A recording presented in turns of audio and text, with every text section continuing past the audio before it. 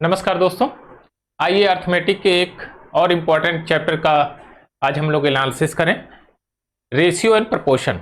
अगर ratio and proportion की बात करें तो यह रेशियो एंड प्रपोर्शन का चैप्टर पूरे अर्थमेटिक में ही छाया हुआ है।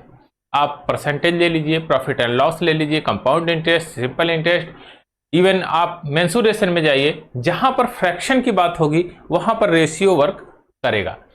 आइए इसके सारे कंपोनेंट को पहले समझते हैं, सारे कॉन्सेप्ट को समझते हैं, फिर प्रीवियस ईयर के जितने भी एग्जाम में क्वेश्चन पूछे गए हैं इससे रिलेटेड उनको इसमें शामिल करेंगे और बेहतर क्वेश्चन को शामिल करेंगे ताकि आपकी अंडरस्टैंडिंग भी बेहतर बने। आइए सबसे पहले हम इसके कॉन्सेप्ट को सीखते हैं कि रेशियो क्या चीज है, उसके बाद उसके सारे एग्जाम्पल सीखेंगे, उसके सारे कॉन्सेप्ट और वन बाय वन करके क्वेश्चन पे आएंगे।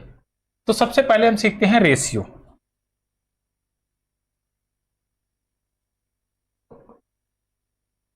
रेशियो क्या चीज है? रेशियो का मतलब है कि किसी दो वस्तुओं का कंपैरिजन। रेशियो का सीधा सा मतलब है किसी दो वस्तुओं का कंपैरिजन। यानी कि अगर हम कहते हैं रेशियो, रेशियो का मतलब हिंदी में कहते हैं इसको अनुपात।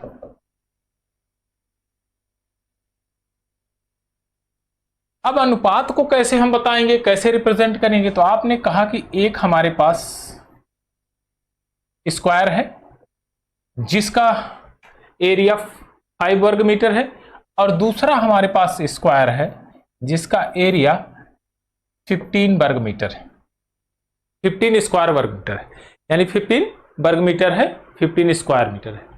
आप ये बताइए कि इसमें बड़ा कौन है? तो आप कहेंगे कि ये 15 बड़ा है, ये 15 बड़ा है 5 से, ग्रेटर देन है ये। तो आप कहिए कि इसको रेशियो में कैसे रिप्रेजेंट करेंगे? तो आप कहेंगे 5:15, इस तरह से रेशियो में रिप्रेजेंट कर देंगे। आप बताइए क्या ये प्रॉपर रेशियो है? आप कहेंगे प्रॉपर रेशियो नहीं है। क्योंकि प्रॉपर रेशियो के लिए सबसे पहली शर्त को उसका HCF 1 होना चाहिए और वे दोनों नंबर्स को प्राइम नंबर होने चाहिए। यानी कि अगर HCF 1 होगा तो जाहिर सी बात है दोनों को प्राइम नंबर हो जाएंगे। देखिए यहां इनका HCF कितना है? 5, तो HCF हटा देंगे तो कितना हो जाएगा? 1:3। यह हुआ प्रॉपर फ्रैक्शन, यानी प्रॉपर रेशियो ये हुआ।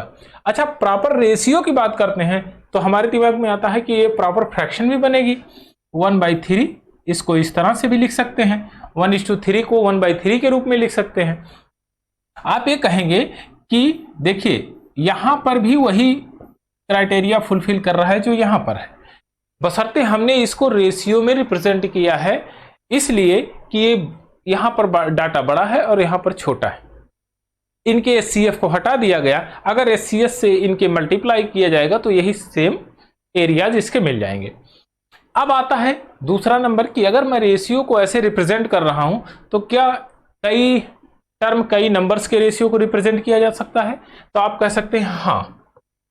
जैसे हमने कहा कि 3:4:5, 3 नंबर लिया हमने, 3, 4 एंड 5। अब इनको रेशियो में हमने रिप्रेजेंट कर दिया तो आप कह सकते हैं कि प्रॉपर रेशियो है, प्रॉपर इसका जो फंक्शन बन रहा है ये है रेशियो में। तो आप कहेंगे हाँ, क्योंकि इनका HCF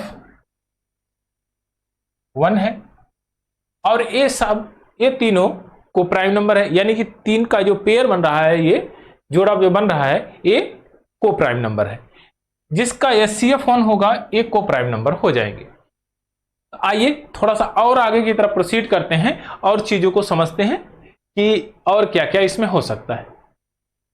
अगर कहीं पर आपको इस तरह से नंबर दिया गया हो तो आप क्या करेंगे कि इनको 1:2:3 के रेशियो में रिप्रेजेंट करना है। तो इसमें कई प्रकार से आप कर सकते हैं। नंबर एक, इसके बराबर आप k मान लीजिए, तो k मानेंगे तो a की वैल्यू कितना आ जाएगी? k/3। b की वैल्यू सेम यही k/4 और c की वैल्यू सेम वही k/5 फ्रैक्शन में। अब इनका LCM ले लीजिए, LCM 3, 4 एंड 5 का 3, 4 एंड 5 का लेंगे तो ये हो जाएगा 60। अब देखिए इनका LCM 60, 60 से इसको काटिएगा, यानी कि 60, देखिए ये हो जाएगा 20 के इस टू, यहां काटेंगे तो 15 चौके 60 और ये हो जाएगा 12 पंजे 60। अब के कैंसिल आउट होगा तो ये हो जाएगा 20:15:12, ये रेशियो बनेगा आपका। एक तरीका तो ये है। अब दूसरा तरीका क्या है, हम एलसीएम ना निकाल के सेकंड तरीके को हम यूज करेंगे। अगर मुझे ए की वैल्यू चाहिए तो ए को हम ढक लेंगे, बाकी बी के साथ जो कोफिशिएंट है, सी के साथ जो कोफिशिएंट है, उनका मल्टीप्लाई करके यहां पर लिख देंगे। यानी कि A:B:C को कैसे रिप्रेजेंट करेंगे, ए को हमने ढक लिया, इन दोनों का मल्टीप्लाई किया 4:5, कितना हुआ 20। अब बी को हमने ढक लिया तो 3:15 बचा, 5 बचा तो ये हो जाएगा 15। अब देखिए सी को हमने ढक लिया तो 4:3 12, और यही इनका रेशियो हो जाएगा। देखिए सेम रेशियो आपको रिप्रेजेंट मिला है। यानी कि अगर इस तरह से कोई भी टर्म आए तो आप इस तरह से रेशियो रिप्रेजेंट कर सकते हैं। अब दूसरा और बढ़िया चीज देखिए इसमें, अगर इसके साथ फ्रैक्शन में इस तरह से कोई वैल्यू लिखी गई हो, के स्थान पे कुछ भी हो, तो भी एलसीएम आप डिनोमिनेटर का लीजिए, यानी हर का एलसीएम लीजिए और मल्टीप्लाई करिए, तो जो आएगा उसमें जो प्रोडक्ट आएगा उसका, वही उसका रेशियो हो जाएगा। लेकिन ये ध्यान में रखने वाली बात, उसका एचसीएफ 1 होना चाहिए। अब आइए दूसरे टर्म में, अगर आपको कुछ ऐसे दिया गया हो A:B एंड B:C की वैल्यू दी गई हो और आपसे पूछा जाए A:B:C बताइए, तो बड़े आराम से बता देंगे। आप कहेंगे कि B यहां पर भी है, B यहां पर भी है। B यहां पर रिप्रेजेंट करता है 4 को और B यहां रिप्रेजेंट करता है 5 को। अगर दोनों इक्वल हो जाए तो बात बन जाएगी। तो इक्वल कैसे होंगे, तो हम कैसे लिखेंगे A:B:C, तो 3:4।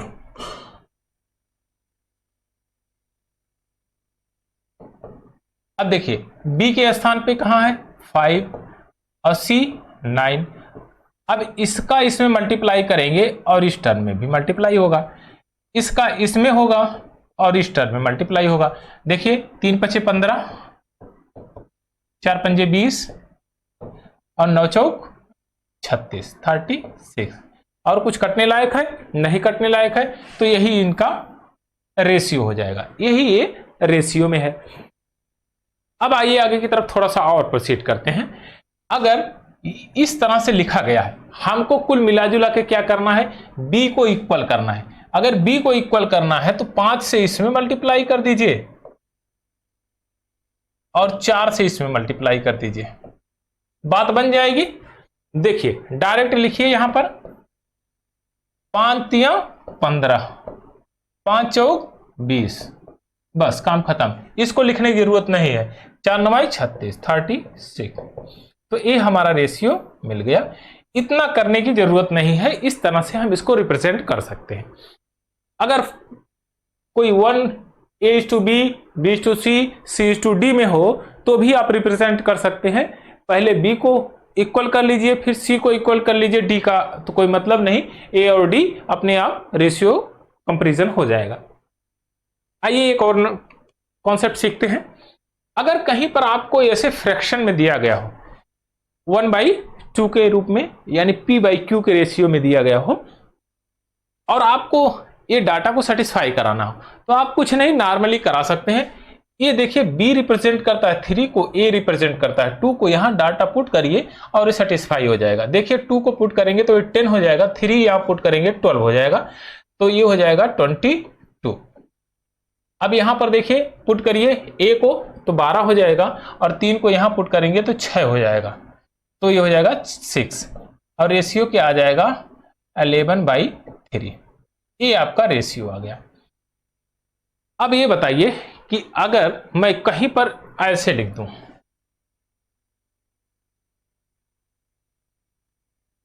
5A² + 4B², सेम वही स्क्वायर का टर्म में बना रहा हूं, 6A² - 2B²। तो आप कहेंगे कि इसको भी बड़े आराम से रिप्रेजेंट कर सकते हैं, क्योंकि बोथ साइड स्क्वायरिंग करेंगे तो ए स्क्वायर बाई बी स्क्वायर, ये कितना हो जाएगा 4/9, ये हो जाएगा। बी स्क्वायर किसको रिप्रेजेंट करता है 9 को, ए स्क्वायर किसको रिप्रेजेंट करता है 4 को। याद रखिएगा जब भी यह प्रोसीड होगा, जब भी इनहेंस होगा, बढ़ेगा, तो स्क्वायर लगाएंगे तो बोथ साइड, ये बी पर भी स्क्वायर लगेगा, ए पर भी लगेगा, इसमें भी वही इंक्रीजिंग होगी। ऐसा नहीं कि ए पे स्क्वायर लगा दीजिए बी पे क्यूब लगा दीजिए, दोनों बराबर नहीं, ऐसे नहीं बनेगा काम। देखिए अब इसको रिप्रेजेंट करते हैं, तो ए की वैल्यू जब यहां रखेंगे तो हो जाएगा 40 नहीं 20, 4 5 जा 20। अब देखिए बी की वैल्यू 9 है, यहां रखेंगे तो ये हो जाएगा 9 चौक 36, तो ये हो जाएगा 56। अब यहां पर देखिए रखते हैं ए की वैल्यू 4, तो 4 छक 24 और 9 यहां पर रखते हैं 18, और ये हो जाएगा 24 और ये 18, तो 6 बच जाएगा। तो देखिए इसको काटेंगे 3 और 28 दूना 56, 28:3 के रेशियो में इसको रिप्रेजेंट कर दिया आपने। अब तीसरा टर्म बढ़िया से गौर से समझिए इसको। तीसरा टर्म हमने कहा कि a की पावर 3 प्लस b की पावर 2 डिवाइडेड बाई a की पावर 4 माइनस b। आप ये बताइए इसकी वैल्यू क्या होगी। इसके साथ कोई कोफिशिएंट हमने नहीं दिया है, तो आप कहेंगे इसको हम रिप्रेजेंट नहीं कर सकते, इसको सॉल्व नहीं कर सकते। कैसे, इसका पता नहीं लगाया जा सकता। क्यों ऐसा है? क्योंकि डिग्री यहां पर सेम नहीं है। अगर यहां पर डिग्री सेम रहती तो बात बन जाती, लेकिन यहां डिग्री सेम ना होने के कारण ये रिप्रेजेंट नहीं हो पाएगा। यहां पर देखिए ध्यान से, यहां पर डिग्री 2 है सभी में, यहां डिग्री 1 है, तो इसलिए इस डाटा को यहां पर सेटिस्फाई कराया जा सकता है, यहां पर डाटा सेटिस्फाई नहीं कराया जा सकता है। तो इसको C and D can not be determine कर सकते हैं, ज्ञात नहीं किया जा सकता, क्योंकि डाटा यहां पर सेटिस्फाई नहीं करा सकते हैं, डिग्री इक्वल नहीं है। आइए एक टर्म और सीखते हैं। इस तरह से टर्म दिया गया हो तो अभी जस्ट आपने सीखा है कि a इज इक्वल टू क्या लिख सकते हैं 3/2, b इज इक्वल टू क्या लिख सकते हैं 7/5, c इज इक्वल टू क्या लिख सकते हैं 11/6। तो सेम 2 5 6 का एलसीएम लीजिए, ये कितना हो जाएगा 6 पंजे 30, 30, एलसीएम 30 हो जाएगा। अब देखिए 30 से इसमें मल्टीप्लाई डिवाइड करिए 2 से 15, और यहां पर इसमें मल्टीप्लाई करेंगे 45, ये हो गया। अब यहां देखिए इससे काटेंगे तो ये हो जाएगा 5 छक 30, 7 छक 42, 42, 6 पंजे 30, 55। यह आपका रेशियो कंप्लीट हो जाएगा। इस तरह से आप इसको रेशियो को रिप्रेजेंट कर सकते हैं। लेकिन आप ये बताइए कि अगर मैं कहूं कि इनका एलसीएम ले लूं, ध्यान से देखिएगा एलसीएम, तो मैं कहूंगा 2:5:6, कोई दिक्कत? आप कहेंगे एकदम दिक्कत नहीं। तो 2 को अगर हमने यहां एलसीएम लिया तो इससे जब इसको डिवाइड करेंगे तो 2 कैंसिल आउट होगा, बचेगा कितना 5:6:3। आप डायरेक्ट लिखिए, इसको हटाइए। अब ये समझने के लिए आपने समझ लिया, अब इसको हटाइए, अब डायरेक्ट लिखना शुरू करिए। कितना 2 कैंसिल, इनका मल्टीप्लाई करके न्यूमरेटर का मल्टीप्लाई करेंगे तो क्या लिख सकते हैं 3 × 5 × 6 इस टू, ये कैंसिल होगा, काम खत्म। दोनों न्यूमरेटर लीजिए, 2:6, ऊपर का डिनोमिनेटर 7। देखिए इसका एक कैंसिल, ये दोनों न्यूमरेटर 2:5, और इसी का ये डिनोमिनेटर और इसका ये न्यूमरेटर। देखिए कुछ कटने लायक है तो कैंसिल आउट कर दीजिए, 2 को कैंसिल आउट करिए, खत्म, 2 3, और कुछ कटने लायक है, नहीं कटने लायक होगा, ठीक है। देखिए अब ये हो जाएगा 9 × 5 = 45, 45, यहां 7 × 6 = 42, 42, और 11 × 5 = 55। तो आपने देखा कि डायरेक्ट हम इस तरह से इसको निकाल सकते हैं अगर इस टर्म में लिखा गया है तो। आई होप कि ये चीज समझ में आई होगी। आइए एक और कॉन्सेप्ट सीखते हैं, बहुत बेहतरीन कॉन्सेप्ट है और तुरंत देखते ही आंसर मार्क आप कर देंगे। देखिए, इस तरह से कोई अगर टर्म दिया गया हो a by B is equal to C by D, तो इसको कैसे कैसे हम रिप्रेजेंट कर सकते हैं, इसको ध्यान दीजिए। अगर मैं कहूं एड बोथ साइड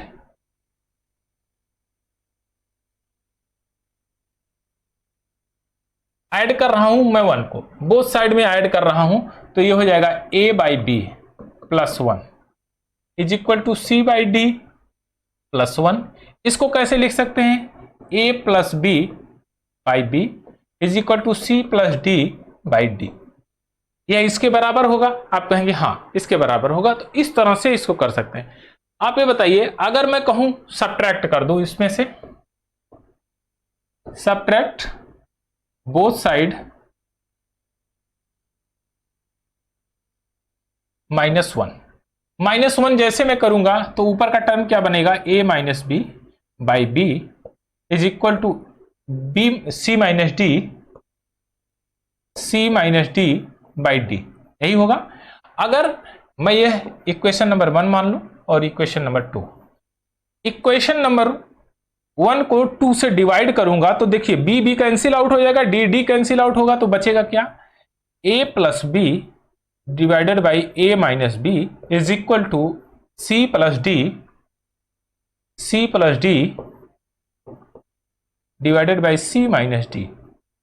आप ध्यान से देखिए तो आपके दिमाग में तुरंत कॉन्सेप्ट आ गया होगा कि ये तो कंपोनेंडो एंड डिविडेंडो किया गया है, योग अंतरानुपात किया गया, बाकी और कुछ नहीं किया गया। एक बार न्यूमरेटर और डिनोमिनेटर को जोड़ दिया गया, एक बार न्यूमरेटर और डिनोमिनेटर को घटा दिया गया, बस यही काम हुआ है और कुछ नहीं।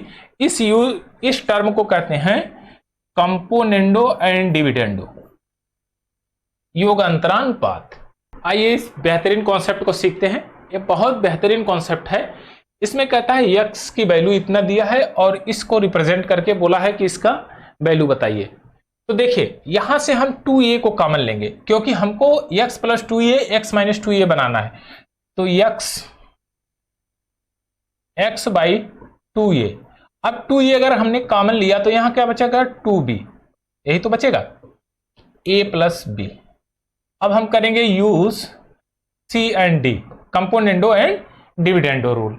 देखिए एक बार योग कर देंगे तो x plus 2a divided by x minus 2a is equal to 2b plus a plus b, 2b minus a minus b।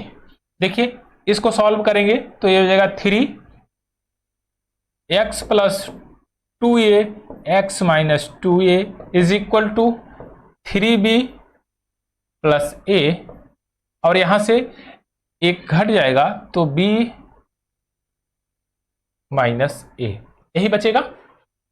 चलिए यहां तक ये चीज एक टर्म हमको मिला। अब दूसरा कैसे मिलेगा, दूसरा सेम वही कंडीशन अप्लाई करेंगे b के साथ।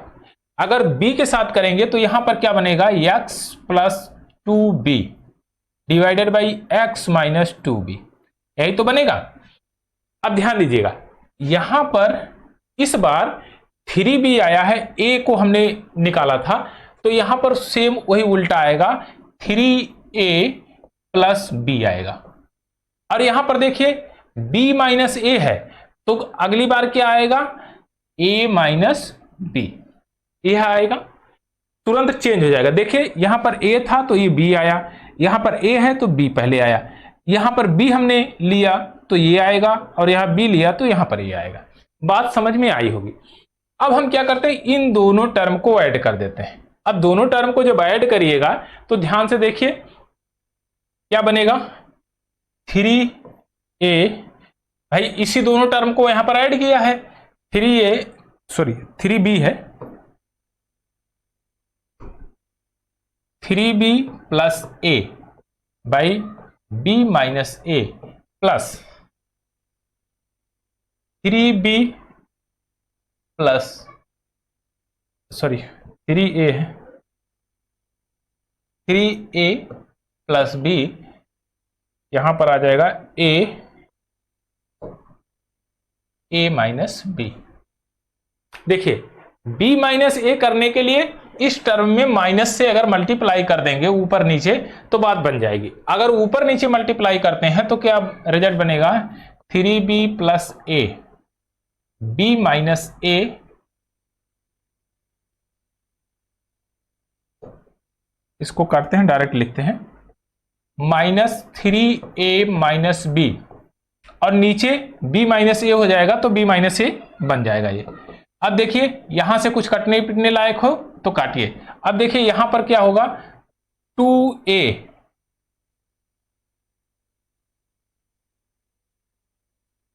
नहीं 2b minus 2a divided by b minus ए।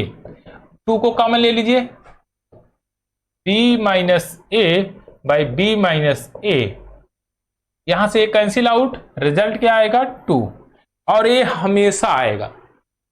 अगर इस तरह से फंक्शन कोई भी दिया गया हो, x की वैल्यू इतनी दी गई हो और आपने देखा कि यहां पर just componendo and dividendo use किया गया है उसका, तो रिजल्ट यहां डाटा कुछ भी रखिए रिजल्ट आपका 2 आएगा। तो इस तरह से इसको भी सॉल्व कर सकते हैं। आइए कुछ क्वेश्चनों के साथ शुरुआत करते हैं और अपने कॉन्सेप्ट को मजबूत करते हैं। अच्छा, एक कुछ कॉन्सेप्ट और समझते हैं कि अगर कहीं पर आपको कुछ ऐसा दिया गया हो, देखिए ध्यान से, अगर कहीं ऐसे दिया गया हो a by B is equal to C by D is equal to, नहीं इसके टर्म को सभी को चेंज कर देते हैं, a by B, C by D और e बाई एफ, इस तरह से दिया गया हो तो क्या करते हैं, अगर तीनों को आप जोड़ रहे हैं तो इनका रेशियो इक्वल ही आएगा, a plus C plus e, b plus D plus F लिख सकते हैं। अगर इसमें से घटा रहे हैं यानी कि a प्लस सी को ऐड करके e को सब्ट्रैक्ट कर रहे हैं तो यही कंडीशन नीचे वाले में फॉलो करिएगा, b plus D minus F. इस तरह से इसको रिप्रेजेंट कर सकते हैं। अब आता है पहला केस a, दूसरा a। मान लीजिए तीसरे केस में आपने क्या किया कि a को रखा आपने a, बाकी माइनस कर दिया आपने a minus C minus e, तो सेम यही condition b minus D minus F आपको करना पड़ेगा। इस तरह से आप इसको ऐड भी कर सकते हैं, सब्ट्रैक्ट भी कर सकते हैं, लेकिन इसके वैल्यू में, इसके रेशियो में कोई भी परिवर्तन नहीं होगा। क्यों नहीं होगा, अब इसको समझते हैं बढ़िया से। देखिए इसके बराबर आपने माना k, अगर इसके बराबर k माना तो आप ये कहेंगे a is equal to C is equal to E, D b is equal to D is equal to F, यानी कि k की वैल्यू अगर हमने मान लिया 2/3, तो आप ध्यान से देखिए numerical value e by F 2/3, c by D 2/3, a by B 2/3, तो a तो 2 को रिप्रेजेंट कर रहा है तो c भी 2 को रिप्रेजेंट कर रहा है। देखिए तो इक्वल हुए कि नहीं, आप कहेंगे हाँ इक्वल होंगे, f भी इसी को रिप्रेजेंट कर रहा है, तो बात बन गई। यानी कि अगर इस तरह से आप फंक्शन में रखेंगे तो इसके मान में कोई परिवर्तन नहीं होगा, कोई चेंजिंग नहीं होगी। आइए अब कुछ क्वेश्चनों के साथ शुरुआत करते हैं। यहां कह रहा है एक रेशियो दिया गया है आपको और एक कह रहा है व्युत्क्रम का अनुपात बताना है, तो डायरेक्ट आप लिखिए यहां पर, आप डायरेक्ट लिख दीजिए x by Y Z into Y by Z X into Z by Y X. देखिए X Y Z cancel out होगा तो क्या हो जाएगा 1 बाई एक्स वाई जेड। अब इसका रेसिप्रोकल जो होगा एक क्या होगा 1 एक्स वाई जेड बाई 1, तो अनुपात क्या बनेगा X Y Z is to 1, यही अनुपात होगा, यही रेशियो होगा। ऑप्शन नंबर बी आपका करेक्ट आंसर। तो बड़े आराम से इसको भी रिप्रेजेंट कर सकते हैं। आइए एक और क्वेश्चन लेते हैं, बहुत बेहतरीन क्वेश्चन है, बट डाटा कंपैरिजन कराइए। देखिए b by A is equal to 7/10 ही तो लिखा गया है, b by A is equal to 7/10, data comparison कराइए, बात खत्म। ए की वैल्यू 10, बी की वैल्यू 7, यहां रखिए 10 माइनस 7 3, 10 प्लस 7 17 प्लस 11/34, ये कितना हो जाएगा 17/34, 1/2, 1/2 की वैल्यू 0.5। ऑप्शन नंबर सी आपका करेक्ट आंसर। तो बस डाटा कंपैरिजन कराना है, बात बन जाएगी। आइए एक और क्वेश्चन लेते हैं, बहुत बेहतरीन क्वेश्चन है, एकदम सेम डिक्टो है। देखिए ध्यान से, a बाई बी को क्या लिखा आपने 3/√5, b किसको रिप्रेजेंट करता है √5 को, a किसको रिप्रेजेंट कर रहा है 3 को। यहां पर डाटा पुट कर दीजिए, 3 दूना 6 प्लस √5 यानी 6 प्लस √5, नीचे क्या बनेगा 3 3 का 9, 9 माइनस 2/5, यही तो बना। अब देखिए यहां पर रेशनलाइजेशन करना है, परमेयीकरण, तो इसका साइन जब चेंज करके 9 प्लस 2/5 डिवाइडेड बाई 9 प्लस 2/5 कर देंगे तो देखिए नीचे a minus B, a plus B बचेगा, ये क्या होगा 81 माइनस और 4 पंजे 20, कितना आएगा नीचे डिनोमिनेटर में 61। आप चेक करिए डिनोमिनेटर में क्या 61 है किसी के, ऑप्शन नंबर डी आपका करेक्ट आंसर। तो आप इसको बहुत ज्यादा लगाने की कोशिश मत करिए, इसके की पॉइंट को पकड़िए और आप सॉल्व कर लेंगे। इसका जब मल्टीप्लाई आपस में करेंगे तो यही टर्म निकल के आएगी।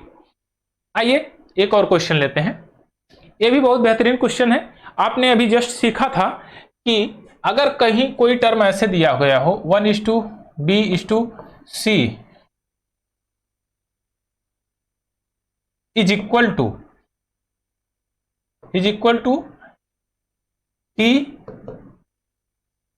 t:e, अगर इस तरह से दिया गया है a:b is equal to d:e के रूप में दिया गया हो, तो इनर टर्म का मल्टीप्लाई इनर टर्म में, आउटर टर्म का मल्टीप्लाई आउटर टर्म में होता है। यह क्या होगा b:d is equal to a:e, इसके बराबर होगा। तो सेम वही कर देते हैं, इनर टर्म का मल्टीप्लाई इनर में, आउटर का आउटर में। देखिए 5 को यहां पर करेंगे तो 50 हो जाएगा, 7 को यहां करेंगे 77 हो जाएगा, डिफरेंस कितना होगा 27a²। अब ध्यान दीजिएगा यहां माइनस के टर्म है, 5 को यहां मल्टीप्लाई करेंगे तो देखिए ये हो जाएगा 4 पंजे 20 और यहां 7 15 7 105, माइनस के टर्म में है तो ये जाएगा इधर प्लस हो जाएगा, तो ये हो जाएगा 125, 125 a क्यूब है, सॉरी क्यूब है ये ना, b क्यूब है, b क्यूब। अब देखिए a cube by b cube कितना हो जाएगा आपका 125/27 यानी 5/3। अगर a की वैल्यू 5i और b की वैल्यू 3 आ गई, बस यहां पर डाटा को पुट करिए, सेटिस्फाई कराइए। देखिए a 5 है, 3 × 5 = 15, b 3 है 15 यानी 30 हो गया। देखिए a की वैल्यू यहां पुट करेंगे 45, b की वैल्यू जब यहां पुट करेंगे तो 6, 45 6 यानी 39 हो जाएगा, 39, 10:13, यह रेशियो आपका मिलेगा। ऑप्शन नंबर ए आपका करेक्ट आंसर। तो कम लिखने की कोशिश करिए, कैलकुलेशन माइंड में करिएगा, तो एक तो कैलकुलेशन भी करना आसान हो जाएगा और एक्यूरेसी भी बेहतर होगी। आइए एक और क्वेश्चन लेते हैं। 3/5 से मल्टीप्लाई किया गया, यानी कि इसको कैसे लिखा गया p × 3/5 is equal to q × 7/9 is equal to r × 4/5। PQR का अनुपात बताना है, तो क्या दिक्कत है बताइए। देखिए इनका एलसीएम ले लीजिए, आप डायरेक्ट यहीं पर लिखिए, छोड़िए एलसीएम। अब देखिए 3 7 और 4 का एलसीएम लेना है, लेकिन एलसीएम ना लीजिए, इनका प्रोडक्ट ही इनका एलसीएम मानिए, तो 3 तो कैंसिल आउट होगा, ये बचेगा 7 × 4 और इसका ये टर्म नीचे वाला यानी डिनोमिनेटर, तो आप 5 लिख देंगे। अब देखिए ध्यान से, यहां पर एक कैंसिल आउट होगा, 3:4 और नीचे वाला टर्म 9, ये p को रिप्रेजेंट करता है, एक q को रिप्रेजेंट करे AR को, 7 × 3 = 21, 7 × 3 × 5, बस आ गया आपका आंसर। अब देखिए कुछ कटने लायक हो तो काट दीजिए, नहीं कटने लायक हो तो मत काटिए। 7 चौक 28, देखो 5 चौक 20, 140। देखिए यहां पर कितना आ जाएगा, 4 तियां 12, 9 108 कहीं है 140, 108, 105, ठीक तो है। 15 7 105, ऑप्शन नंबर बी आपका करेक्ट आंसर है। तो बड़े आराम से इसको भी आप सेटिस्फाई करा सकते हैं। हालांकि इस तरह से आप कराएंगे तो बेहतर होगा, नहीं तो आप के की वैल्यू मानेंगे और वैल्यू आपकी आएगी 5/3, पी को रिप्रेजेंट करेगा 5/3, क्यू को 9/7, आर को 5/4 और रेसिप्रोकल हो जाएगा। आइए एक और टर्म लेते हैं, ये बहुत बेहतरीन क्वेश्चन है, सेम डिक्टो वही जो आपने कंपैरिजन में सीखा था कि कैसे हम कंपैरिजन कराएंगे। आप ये बताइए P/Q 5/2, R/S 5/2, T/U 5/2। आप ये बताइए P को कौन रिप्रेजेंट कर रहा है 5, R को कौन रिप्रेजेंट कर रहा है 5, T को कौन रिप्रेजेंट कर रहा है 5। तो यानी कि मैं कह सकता हूं कि P = R = T, बहुत आराम से कह सकता हूं। अगर इसका स्क्वायर भी करेंगे तो यानी कि P² = R² = T स्क्वायर। अगर मैं यहां पर इस डाटा को पुट करूं, P R की जगह P³ रखूं, फिर यहां पर T की भी जगह P³ रखूं, तो बताइए P³ मेरा निकल के आएगा। आप कहेंगे हाँ, यहां अंदर क्या बचेगा A - B + C, और नीचे क्या बचेगा A - B + C। यहां से क्या निकल के आएगा क्यूब, सेम वही। तो ये देखिए एक कैंसिल, अब इन्हीं का आप क्यूब कर दीजिए, कितना आएगा 5 का क्यूब बाई 2 का क्यूब 125/8। आप इसको काटेंगे तो ये 15.625, ऑप्शन नंबर डी आपका करेक्ट आंसर। तो बहुत आराम से इसको रिप्रेजेंट कर सकते हैं, तो वर्बल ही लग जाएगा। आइए एक और क्वेश्चन लेते हैं, बहुत बढ़िया क्वेश्चन है। देखिए A + B, B + C, C + A represent करता 5:7:6 में। अब तीनों को अगर जोड़ेंगे तो 2A 2B 2C आएगा, यानी कि इनका प्लस करके डिवाइड कर दीजिए 2 से। देखिए 7 5 12, 12 6 18, यानी कि मैं कहूं A + B + C = 9। आप कहेंगे हाँ ठीक है, तो A की वैल्यू आ जाएगी। A की वैल्यू कहां से आएगी, देखिए कहां, ये नहीं BC में नहीं, ये नहीं है, यहां से घटाएंगे तो A की वैल्यू देखिए 9 में से घटाएंगे इसको तो 2। B कहां नहीं है, देखिए यहां नहीं है, तो 9 में से घटाएंगे इसको 3, और 3 2 5 और 4, C की वैल्यू आ गई है 2:3:4, बस काम बन गया। अब यहां डायरेक्ट पुट करिए, देखिए ये हो जाएगा 4, और यहां पर ये हो जाएगा 9, और फिर यहां पर ये हो जाएगा 16, 16 4 20 -9 11, यानी कि मैं कह सकता हूं कि 11 रिप्रेजेंट किसको कर रहा है 66 को, एक यूनिट रिप्रेजेंट किसको करेगा 6 यूनिट। अब देखिए 6 की वैल्यू क्या पूछा है, C का मान पूछा है, C का यहां पर रखिए 6 चौक 24, ऑप्शन नंबर C आपका करेक्ट आंसर।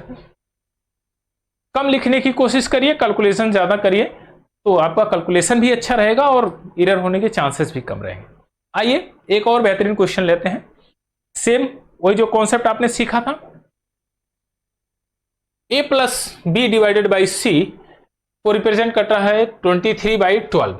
आप ये बताइए कि अगर मैं लिखूं A + B / C +1 कर दूं, और इसमें भी 23/12 +1 कर दूं, कोई दिक्कत, कहेंगे नहीं, ये बन जाएगा A + B + C / C, ये हो जाएगा 35/12। सेम एटीजिट यहां करूंगा तो A + B + C कितना हो जाएगा 22A है, यहां हो जाएगा 25/8। क्या 35 25 इक्वल है, कहेंगे नहीं इक्वल है, तो बात नहीं बनेगी। अब इक्वल कर लेते हैं, तो यहां 7 से मल्टीप्लाई कर दीजिए, यहां 5 से मल्टीप्लाई कर दीजिए, बात बन जाएगी। इसको कैसे लिख सकते हैं 175, और ये भी 175 हो गया, बस बात बन गई। नीचे मल्टीप्लाई होगा 5 से, तो ये हो जाएगा 60। C किसको रिप्रेजेंट करने लगा 60 को, यहां 7 से मल्टीप्लाई करेंगे तो 7 8 56, 56 कितने एक इसको रिप्रेजेंट कर रहा है 56 को, जोड़ेंगे 6 5 11 116, ऊपर 116, ए प्लस सी कितना हो गया 116। कहीं बात बन गई? ये देखिए बी ऑप्शन करेक्ट है। अब बी की वैल्यू भी निकाल लेंगे, कोई दिक्कत नहीं है। 175 माइनस 116, तो 116 डिवाइडेड बाई 59, आपका ऑप्शन नंबर बी आपका करेक्ट आंसर। तो बहुत आराम से इसको भी सॉल्व कर सकते हैं। आइए एक और बेहतरीन क्वेश्चन लेते हैं, एकदम सेम। इनको रिप्रेजेंट करना है, क्या दिक्कत है? देखिए ए को ढक लीजिए 4:5 20, बी को ढकिए 15, फिर उसके बाद सी को ढकिए 12, है कहीं पर ऑप्शन 20 15 12, ऑप्शन नंबर सी आपका करेक्ट आंसर। तो बहुत नॉर्मल क्वेश्चन था, बशर्ते रेशियो का कंपैरिजन आपको आना चाहिए, बात बन जाएगी। हाँ ये देखिए बहुत बढ़िया है क्वेश्चन। अब इसको देखिए, इन तीनों टर्म को हम अगर ऐड करते हैं तो माइनस सी माइनस ए माइनस बी है, तो एक तो माइनस इसमें से कटेगा, यानी माइनस वाला टर्म, तो बचेगा क्या? देखिए ध्यान से, यहीं से सी यहां से हमने कैंसिल किया, माइनस से यहां से कैंसिल किया, माइनस बी यहां से कैंसिल किया, तो बी ए सी, यानी कि ए प्लस बी प्लस सी बचा हुआ है, ये हो जाएगा 21। 8 6 14 7 21, बात बन गई। अब एकदम सेम बताइए कि अगर मैं कहूं कि इतने में से इस टर्म को घटा दूं तो ये माइनस माइनस बनेगा, ये प्लस हो जाएगा, तो आप कहेंगे 2c is equal to 21 minus कितना कर रहे हैं हम 8, यहां माइनस वाला टर्म आएगा 8, कितना हो जाएगा आपका 13, ये हो गया 13। सी की वैल्यू कितनी आ गई 13/2। इसी प्रकार से सभी को अगर करेंगे तो यहां पर देखिए ए की वैल्यू क्या आएगी, तो घटाएंगे 21 में से 7 को घटाएंगे, 7 दूना 14, 14/2 काट देंगे तो ये जाएगा 7। बी को same, B is equal to कितना होगा 21 घटाएंगे इसमें से तो ये जाएगा 15/2।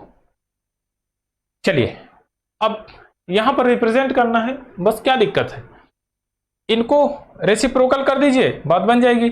चलिए इसको रहने ही दीजिए, चलो ठीक ठीक। 1/c की वैल्यू कितना आ जाएगी 2/13, और a की वैल्यू कितनी आएगी आपकी, इसको पलट देंगे तो 1/7, b की वैल्यू 2/15, बस इनका एलसीएम ले लीजिए, बात कंप्लीट हो जाएगी। अच्छा अब डायरेक्ट मैं कहता हूं कि यहीं पर देखिए एलसीएम में इनका प्रोडक्ट ही, क्योंकि इनका प्रोडक्ट ही इनका एलसीएम होगा, तो ध्यान दीजिएगा अगर इनका प्रोडक्ट इनका एलसीएम होगा तो ए और बी सी को रिप्रेजेंट आराम से कर सकते हैं। मैं कहूं a is to B is to C, हमने लिख दिया, ए के डिनोमिनेटर को कैंसिल करो, इन दोनों डिनोमिनेटर को ले लो, देखिए 13 गुणे 15, ऊपर न्यूमिनेटर कितना है 1, बात बन गई।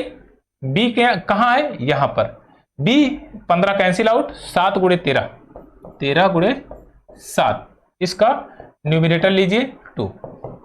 अब सी क्या है 13 कैंसिल आउट, 7 गुणे 15 गुणे 2,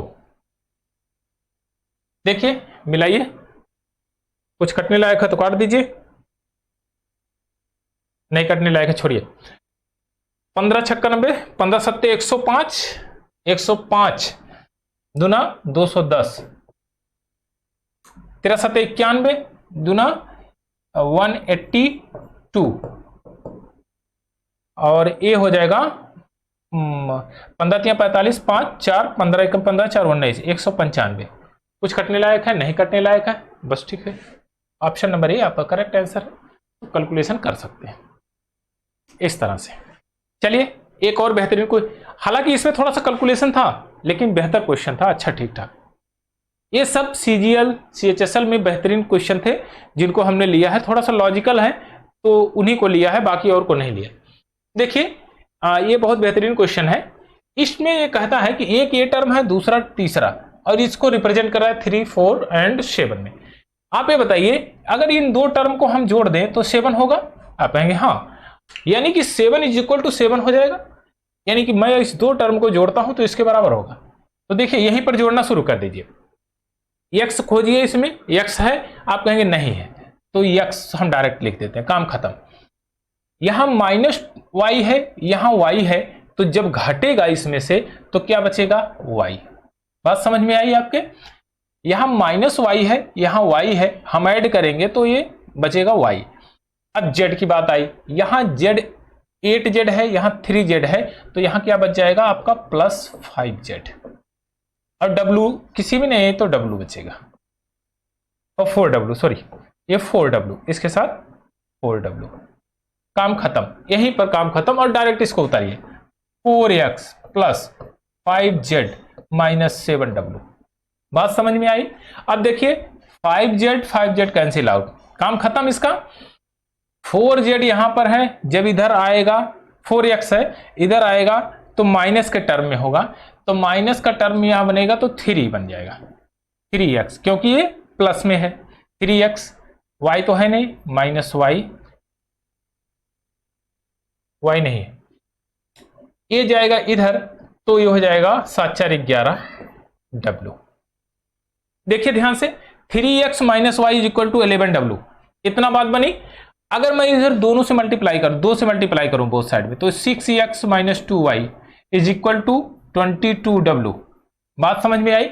अब ध्यान दीजिए, इसकी वैल्यू यहां पर पूछा है, जब इतने को रिप्रेजेंट करता है 22w, तो मैं यहां 22w लिख दूं, 22w। अब देखिए 22w - 17w, देखिए 3 5 5w, और w से मल्टीप्लाई है तो w कैंसिल हो जाएगा, आएगा कितना? 5। ऑप्शन नंबर ए आपका करेक्ट आंसर। तो कैलकुलेशन इसी क्वेश्चन में ही कर लीजिए तो बढ़िया है, ठीक ठाक क्वेश्चन था, ऐसा नहीं कि बहुत इजी था, हालांकि कैलकुलेशन था इसमें, लेकिन बहुत टफ भी नहीं था। आइए एक और बेहतरीन क्वेश्चन लेते हैं। a + b, b + c, c + a को इतने रिप्रेजेंट करता है तो इसकी वैल्यू ये है, तो क्या दिक्कत है यार? इनको जोड़ेंगे तो 2a 2b 2c हो जाएगा, इनका डिवाइड कर देंगे 2 से, वैल्यू आ जाएगी a + b + c की। देखिए 7 6 13 5 18, 9 बचेगा। a + b + c = 9, a की वैल्यू हम रिप्रेजेंट कर सकते हैं यहां पर। देखिए a कहां पर नहीं है? यहां पर नहीं है, तो घटाइए 3। फिर b कहां पर है? यहां पर b नहीं है, तो 9 में से घटाएंगे तो 4, और 4 3 7 2 9, c आ जाएगा 2। बस बात बन गई। यहां पर रखिए 4 3 7 2 9, 9 रिप्रेजेंट करता है 27 को, एक यूनिट रिप्रेजेंट करेगा 3 को। क्या पूछा है? a/b/c, ठीक तो है, क्या दिक्कत है? यहां पर इस वैल्यू को पुट करते हैं, नहीं तो आप ध्यान से देखिए, इसको क्या लिख सकता हूं मैं? 1/a यानी कि 1/3, 1/b 1/c, इसको भी 1 में लिखेंगे, 1/3 1/4 1/2। बात समझ में आई? इसको कोई करने की विशेष जरूरत नहीं है। अब देखिए यही रिप्रेजेंट कर देगा, ये देखिए 4 दूना 8, यहां खत्म होगा 3 दूना 6, और ये कैंसिल आउट, 4 3 12, ये काटेंगे 4 3 6, और कुछ कटने लायक है? नहीं कटने लायक है। 4 3 एंड 6 है कहीं पर ratio, option number A correct answer. हमने इसको रखने का हमारा कोई उद्देश्य है नहीं, क्यों? क्योंकि ये सबके साथ मल्टीप्लाई करेगा तो HCF, यही इसका HCF बन जाएगा, और हमको HCF चाहिए 1, तो 1 तो यहां रिप्रेजेंट कर रहा है, ये कोई मतलब नहीं इसका। आइए एक और बेहतरीन क्वेश्चन लेते हैं। a b c 3 धनात्मक पूर्णांक हैं, a और b रिप्रेजेंट करता है 3:4 को, b एंड c रिप्रेजेंट करता है 2:1 को।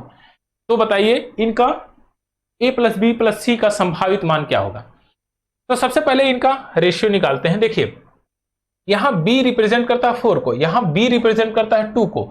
अगर मैं इसको भी 4 बना दूं तो क्या दिक्कत? आप कहें कोई दिक्कत नहीं। अब देखिए डायरेक्ट आ गया, a b एंड c कितना हो गया 3:4:2 के रेशियो।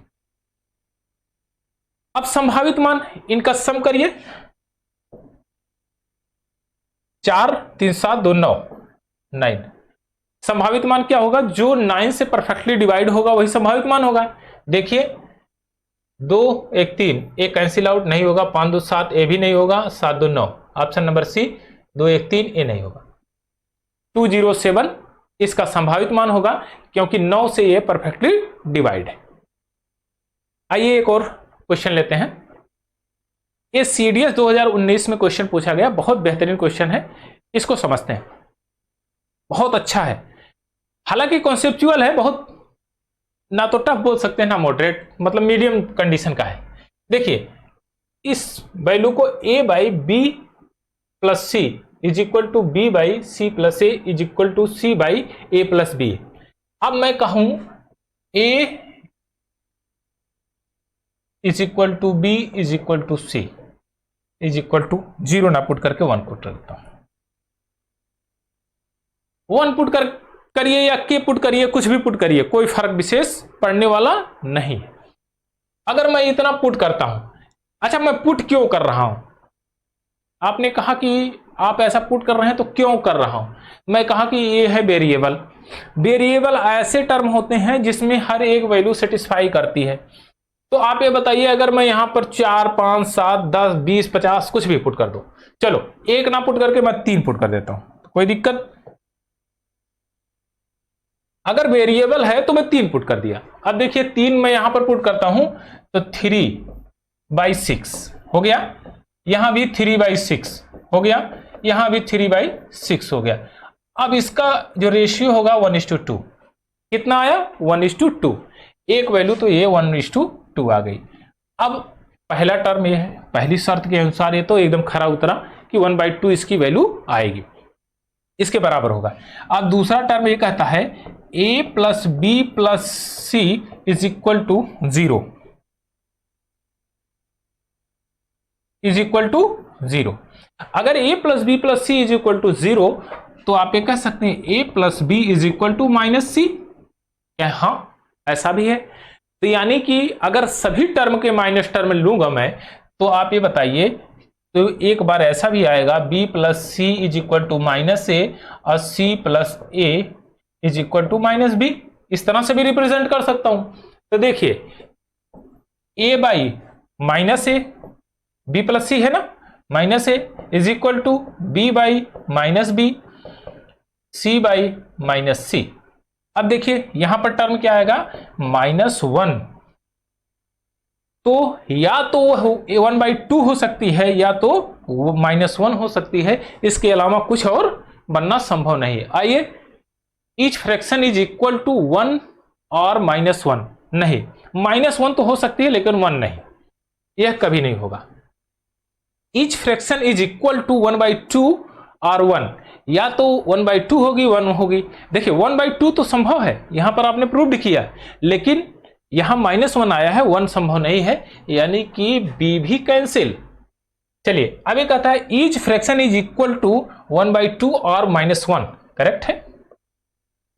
अब देखिए each fraction is equal to 1/2 only ना, ओनली कैसे आएगा, 2 वैल्यू आ रही है और जिसको सेटिस्फाई कर रही हैं, तो 1/2 इक्वल होगा, लेकिन यहां माइनस भी है तो 2 वैल्यू आएगी, इसकी 1 नहीं आएगी। आइए एक और बेहतरीन क्वेश्चन लेते हैं, यह भी सीडीएस 2019 में पूछा गया, बहुत बेहतरीन क्वेश्चन है। हालांकि अभी कोई बहुत ज्यादा दमदार नहीं है, आप ये कह सकते हैं मॉडरेट कंडीशन का है। बस कैलकुलेशन करिए, काम खत्म। यहां पर देखिए यहां पर क्या लिखा गया है, 4a प्लस 7b, इसको मल्टीप्लाई किया गया है। अगर मैं 4a माइनस बी को मैं इधर ले आऊंगा तो डिनोमिनेटर में बनेगा, यह जाएगा डिनोमिनेटर में। बात समझ में आई आपके? अगर डिनोमिनेटर में जाएगा तो कुछ इस प्रकार से 4a plus 7b 4a minus 7b is equal to 4c plus 7b 4c minus 7b। अरे क्या इसमें रखा है, कंपोनेंडो डिविडेंडो यूज करिए, ध्यान दीजिए। अगर एक बार जोड़ेंगे तो माइनस वाला टर्म खत्म, तो ऊपर क्या बचेगा 4a, नीचे क्या बचेगा 7b, ऊपर ये माइनस वाला टर्म खत्म, 4c 7b कैंसिल करिए, ये यहां से यहां cancel out, a by B is equal to c by d, काम खत्म। Option number a sort out. चलिए ये बहुत बढ़िया क्वेश्चन था, बस कैलकुलेशन किया, काम खत्म। चलिए एक और बेहतरीन क्वेश्चन देखते हैं।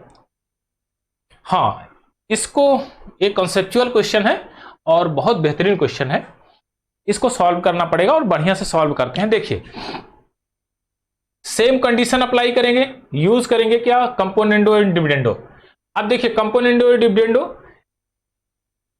ब्रेन में कैलकुलेशन करेंगे और कम लिखने की कोशिश करेंगे। यहां पर कंपोनेंडो एंड डिविडेंडो यूज करेंगे, इसका मतलब 1 है। एक बार जब जोड़ेंगे तो ये माइनस वाला टर्म कैंसिल होगा, बी ऊपर बचेगा, नीचे बचेगा ये, तो हम क्या लिख सकते हैं, b by under root b square minus 2bx is equal to a plus 1 a minus 1। बात समझ में आई, यूज कर लिया आपने कंपोनेंडो डिविडेंडो। एक बार फिर इसका स्क्वायर करेंगे तो इसका बोथ साइड स्क्वायरिंग, तो ये अंडर रूट खत्म हो जाएगा, अंडर रूट खत्म होगा तो इसका स्क्वायर बन जाएगा।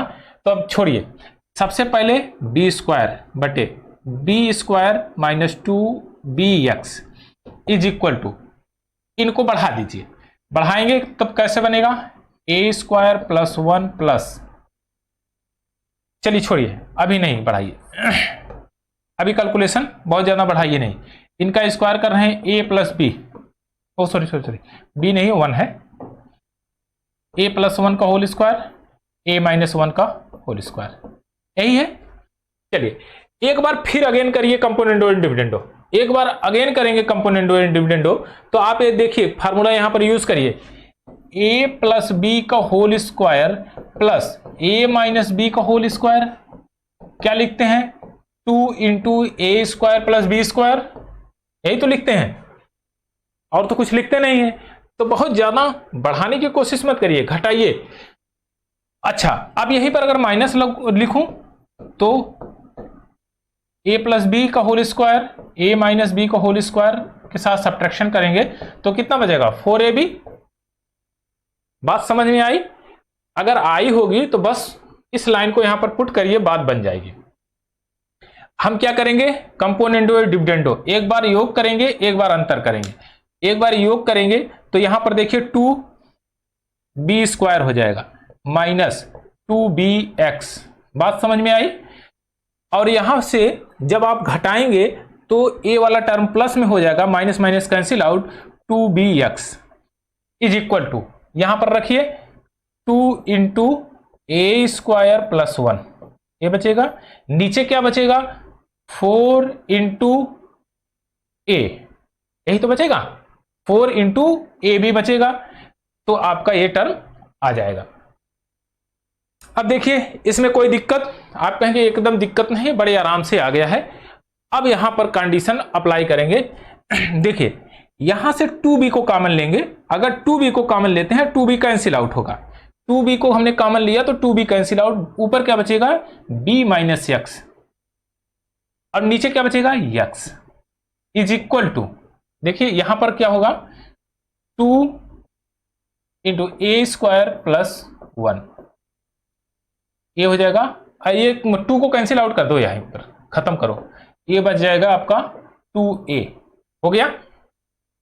अच्छा अब देखिए ध्यान से, इसको लिखा कैसे गया है, लिखा कैसे गया है, तो ये देखिए b by x minus 1 is equal to a square plus 1 divided by 2a, यही तो लिखा गया है। अब माइनस उधर जाएगा प्लस हो जाएगा, तो आप ये बताइए bx की वैल्यू कितनी आ जाएगी, A square plus B square plus 2a by 2a, यही तो है।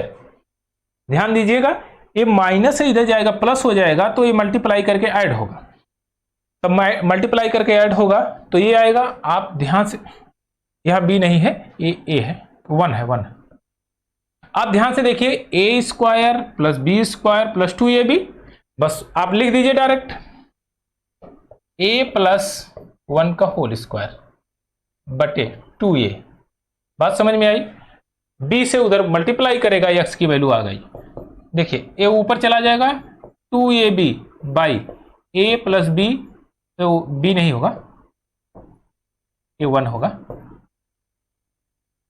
2ab divided by a plus b का होल स्क्वायर। बस कहीं है, option number c correct answer.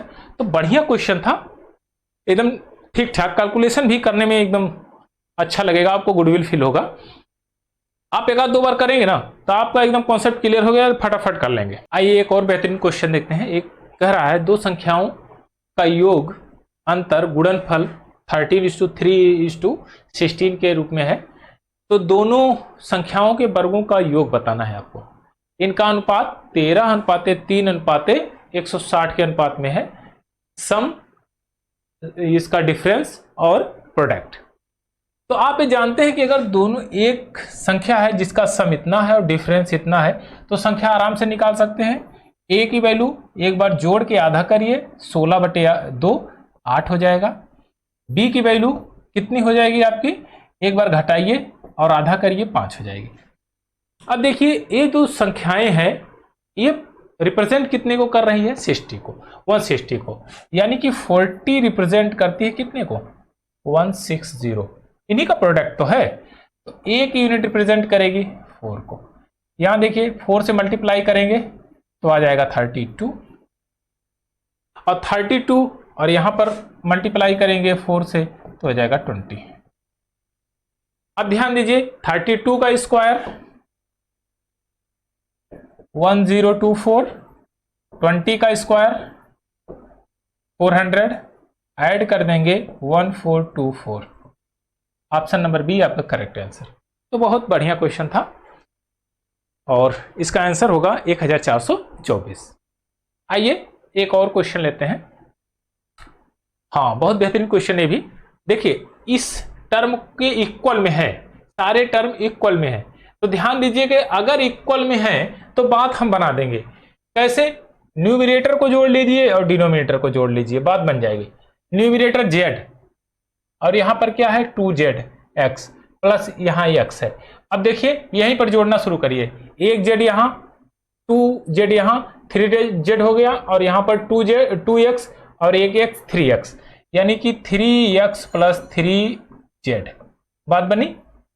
चलिए अब नीचे देखिए, डिनोमिनेटर में x है यहां पर और यहां पर एक x है, ये हो जाएगा 2x हो गया। हाँ, यहां पर 2i है, 2i है, और नहीं यहां पर y ही है, सॉरी ये देखिए मिस्टेक। डिनोमिनेटर में x है, यहां पर x और कहीं नहीं है तो x डायरेक्ट हम लिख देते हैं। यहां -2i है, यहां 2i है, तो कैंसिल आउट हो जाएगा, बचेगा z प्लस z। ये देखिए 3x plus z divided by x plus z, काम खत्म इसका, इज इक्वल टू 3। बस क्वेश्चन सॉल्व है, यानी कि इतने की वैल्यू 3 है, बस पुट कर देते हैं। आप ये बताइए 2x by z is equal to 3, तो आप कह सकते हैं x बाई जेड की वैल्यू आ जाएगी 3/2। z कितने को रिप्रेजेंट करता है, 2 को, x कितने को रिप्रेजेंट करता है, 3 को। बात बन गई। अब यहां पर देखिए अगर कहीं पर और सेटिस्फाई कराना चाहें तो चलिए यहां से हम सेटिस्फाई कराते हैं, y की वैल्यू ले लेते हैं। x कितना है 3, यहां पर पुट किया हमने, z कितना है 2, तो 2 दूने 4, 3 7, ये हो जाएगा 7/2y इज इक्वल टू 3, तो y इधर जाएगा आपका, y इज इक्वल टू 7/6। देखिए y की वैल्यू 7/6 आ गई। अब इनको जोड़ लीजिए, बात बन जाएगी। 4 3 7, और यहां देखिए 7 6 42, और 42, 42 प्लस 7 49, 49/6। z की वैल्यू कितनी है 2, 49/12 है कहीं पर, 49/12।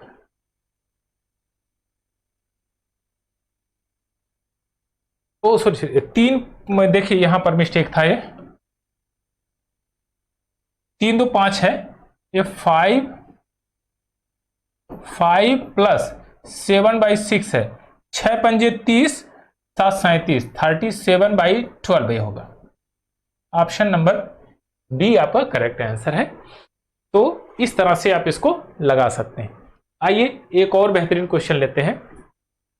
इसमें सेम रेशियो आपको बताना है। इसमें दिया है 1:A/B का रेशियो 4:7, BC का रेशियो इतना, CD का इतना है, DE का इतना है। तो ABCD का रेशियो बताना है। तो बहुत ज्यादा कुछ करने की कोशिश नहीं करना है, पहले रेशियो को कंपैरिजन कराना। देखिए 4:7 ऑलवेज रहेगा ही रहेगा, बना लीजिए इसमें।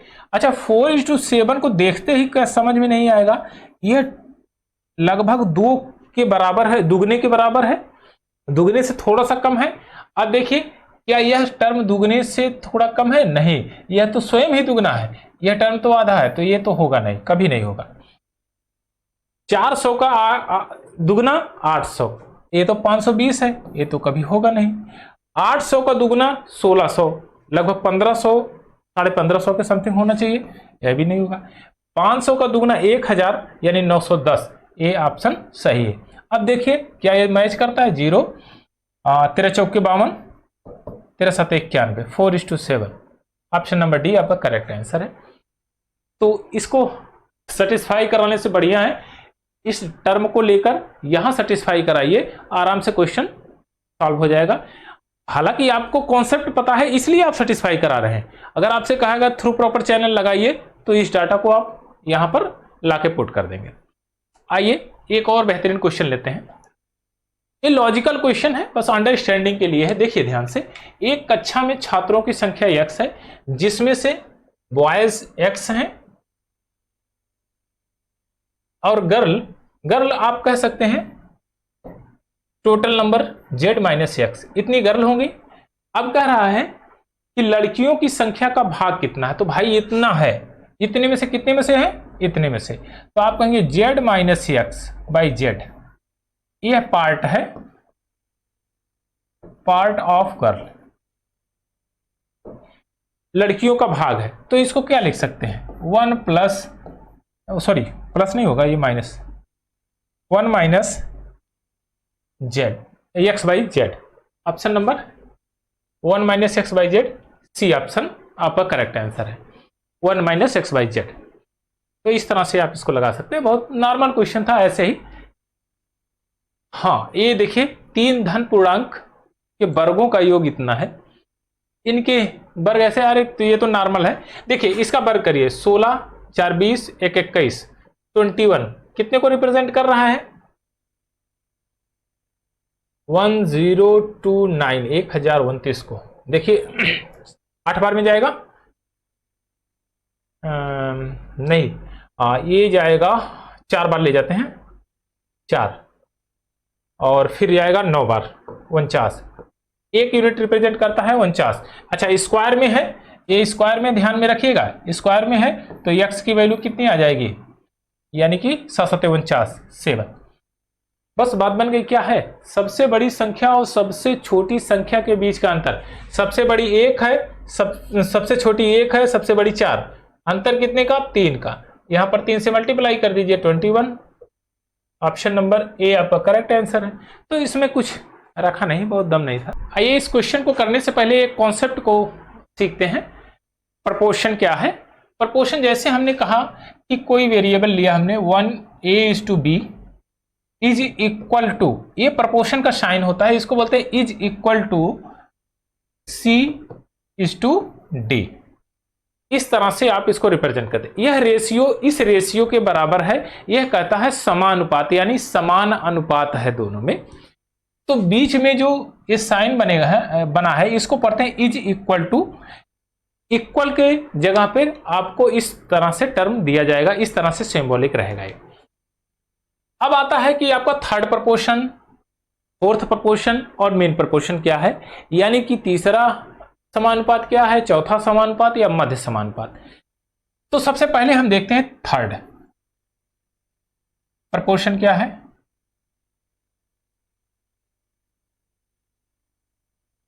थर्ड प्रपोर्शन में हमेशा 2 टर्म दिया रहेगा आपको। थर्ड प्रपोर्शन में हमेशा 2 टर्म दिया रहेगा। ए एंड बी और एक्स की वैल्यू आपसे पूछेगा। तीसरा दो दिया रहेगा तभी तो तीसरा पूछेगा। तो इसको रिप्रेजेंट कैसे करेंगे?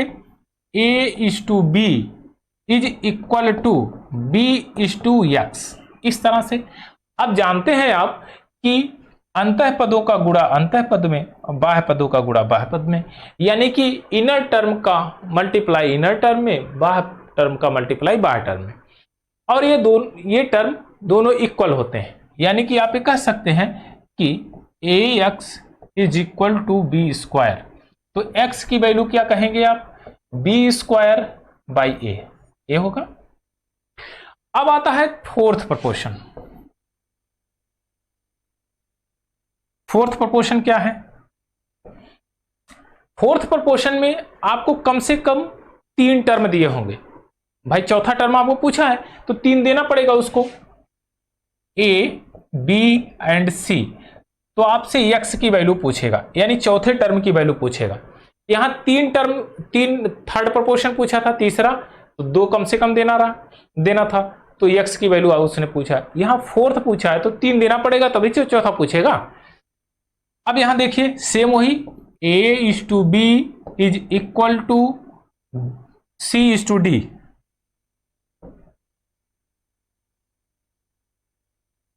सी इज टू डी, डी की जगह पे एक्स आप पुट कर दीजिए। एक्स इज एक्स की वैल्यू आपको बतानी है। तो देखिए यह जब मल्टीप्लाई इसमें करेगा तो ये क्या हो जाएगा? एक्स की वैल्यू डायरेक्ट मैं लिखता हूं बी इंटू सी बाई ए हो गया आपका। यानी कि जो दूसरा टर्म और तीसरे टर्म का प्रोडक्ट डिवाइडेड बाई पहला टर्म। आई होप कि ये समझ में आया होगा। अब आता है मीन प्रोपोर्शन यानी मध्य प्रोपोर्शन।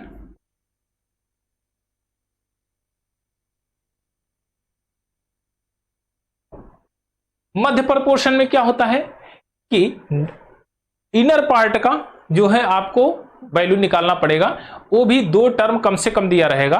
इनर टर्म कौन सा बनेगा? ये दोनों टर्म। अच्छा बाह्य टर्म कौन सा बनेगा? ये दोनों। कम से कम 2 टर्म देगा वो, ए एंड बी। अगर ए एंड बी दिया तो अपर में देगा। अब ऐसे लिखा जाएगा 1 is to X is equal to X is to B. देखिए यहां X square is equal to B into A, तो ये हो जाएगा X is equal to under root A B. ये इसकी वैल्यू को रिप्रेजेंट करेगा। आइए इसमें देखते हैं 12 और 18 का तीसरा प्रोपोर्शन। थर्ड प्रोपोर्शन की बात कर रहा है, यानी कि इस टर्म को 2 बार लिखेंगे, यानी 18 इंटू 18 डिवाइड किससे करेंगे? पहले वाले टर्म से। तो 6 त्रिक 18, 6 दूना 12, 2 9 18, 9 त्रिक 27। तो बताइए थर्ड प्रोपोर्शन क्या आएगा? 27। ऑप्शन नंबर सी आपका करेक्ट आंसर। इस क्वेश्चन को देखते हैं। ये सेम वही कॉन्सेप्ट बेस है। इनर टर्म का मल्टीप्लाई करेंगे, चौथा टर्म आपको चाहिए, तो एक्स इज इक्वल टू 273 गुणे 153 डिवाइडेड बाई 189। इसको काटेंगे तो देखिए 9 दूना 18, 21 आ जाएगा। 9 एक कम 9, 9 सत्ते 63 सही है। 21 से काटेंगे तो 21 एक कम 21 3। देखिए अब देखिए इसको करेंगे 13 सत्ते 91, 1 9, 13 एक कम 13, 9 22 है कहीं पर 221। ऑप्शन नंबर सी आपका करेक्ट आंसर। आइए क्वेश्चन नंबर 24 देखते हैं। इसमें कह रहा है कि what is the ratio of mean proportion between 4:8, 4.8 and 10.8, the third proportion of 0.4 and 2.4। अब इसका आपको प्रोपोर्शन बताना है, तो ध्यान से देखिए। यहां से पूछ रहा है मध्य प्रोपोर्शन। मीन प्रोपोर्शन क्या होता है? अंडर रूट में 4.8 इंटू 108 ये है is equal to third proportion क्या होता है? बी स्क्वायर बाई ए, यानी इसका स्क्वायर 2.4 इंटू 2.4 डिवाइडेड बाई 0.4, यही है। चलिए इसको सॉल्व करते हैं। देखिए यहां से क्या निकलेगा? 12 चौक 48, तो 12 9 108। पहले निकलेगा 12, 12 को निकालने के लिए 1.2 निकालिए, तो यहां पर टर्म बचेगा, यहां 12 चौक 48, सॉरी यहां 12 चौक 48, तो अगर 4 को निकालेंगे तो 2 के रूप में निकलेगा, 12 नवा 108, यहां 3 के रूप में निकलेगा। एक काम इसका फिनिश। अब देखिए 2.4, यहां 2.4 इसको क्या लिख सकते हैं, 6 लिख सकते हैं। आप इसको डिवाइड करेंगे तो 6 आ जाएगा। देखिए अब यहां से यहां ये कैंसिल आउट 2 टाइम्स, और ये 2 से 2 कैंसिल आउट, 3 से काटेंगे 2, 1:2 के रेशियो में।